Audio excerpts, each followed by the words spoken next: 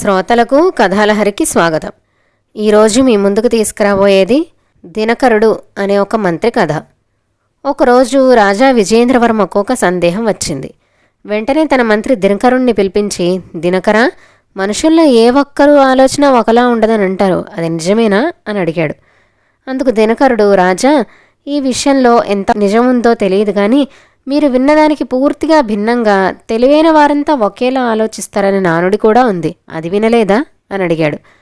దినకరుడు చెప్పిన నానుడి విన్న మహారాజు దాని గురించి తెలుసుకోవాలని, దినకర, నువ్వు మామూలుగా చెప్పడం కాదు, దాన్ని నువ్వు నిరూపించగలవా అని ప్రశ్నించాడు. రాజు చిక్కుముడికి సరేనన్న దినకరుడు కాసేపు ఆలోచించి, రాజుగారి ఉద్యానవనంలో చెయ్యెత్తున ఉన్న గంగాళంలో నీళ్లు తీయించి నగరంలోని ప్రజలంతా తలా ఒక బిందె పాలను తీసుకొచ్చి గంగాళాన్ని నింపాల్సిందిగా చాటింపు వేయించాడు. మరుసటి ఉదయం గంగాళం వద్దకు వెళ్లి చూసిన విజయేంద్రవర్మ కంగు తిన్నాడు. ఏంటిది, పాలతో నింపమంటే గంగాళమంతా నీటితో నిండుంది, ఇది నా ఆజ్ఞకు ధిక్కారం వంటిది అని ఆగ్రహించాడు. దినకరుడు నెమ్మదిగా, రాజా, ప్రజలంతా కావాలనే పాలకు బదులు నీటితో ఈ గంగాళాన్ని నింపుంటారు, శాంతించండి అని రాజుకు ఆగ్రహాన్ని తగ్గించే ప్రయత్నం చేశాడు. ఈ విషయం గురించి తెలుసుకోవాలంటే మనమిద్దరం మారువేషంలో ప్రజల్లోకి వెళ్ళి గ్రహించాలి అని అన్నాడు దినకరుడు.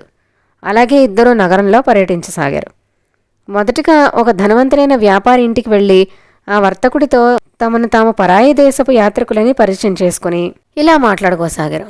అయ్యా, మహారాజు తమ తోటలోని గంగాళాన్ని పాలతో నింపమని ప్రజలను ఆదేశించాడట కదా అన్నాడు విజయేంద్రవర్మ. వెంటనే అక్కడున్న వర్తకుడు, ఏ పిచ్చివాడు ఆ పాలను వ్యర్థం చేస్తాడు, నగరంలోని ప్రజలంతా ఎలాగో పాలు పోస్తారుగా, కాబట్టి నేను నీళ్లు పోసి వచ్చా.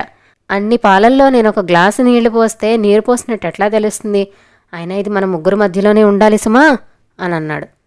విషయం తెలుసుకున్న విజయేంద్రవర్మ, దినకరుడు దారి వెంట కనబడిన ప్రతి వ్యక్తిని ఈ విషయం గురించి అడిగారు. ప్రతి ఒక్కరూ పాలకు బదులు తాము నీళ్లే పోసామని, అంత పెద్ద గంగాళంలో ఒక గ్లాసు నీళ్లు పోస్తే ఏమవుతుందిలే అని అందరూ చెప్పారు. తెల్లబోయిన రాజు మంత్రి నగరమంతా తిరిగి అలసిపోయి దర్బారుకు వెళ్లారు. చూశారా మహారాజా, తెలివైన వారందరూ ఒకేలా ఆలోచిస్తారంటే కాదన్నారు, ఇప్పుడు కళ్ళారా చూశారు కదా అని అన్నారు దినకరుడు. అవును దినకర, నువ్వన్నది నిజమే, తెలివైన వారంతా ఒకేలా ఆలోచిస్తారు, కానీ ఆ తెలివి అందరికీ ఉపయోగపడేదైతే ఎంత బాగుంటుంది అని అన్నాడు విజయేంద్రవర్మ. ఈరోజుకి కథతో ముగిద్దామండి, తిరిగి ఇంకొక కథతో కలుద్దాం.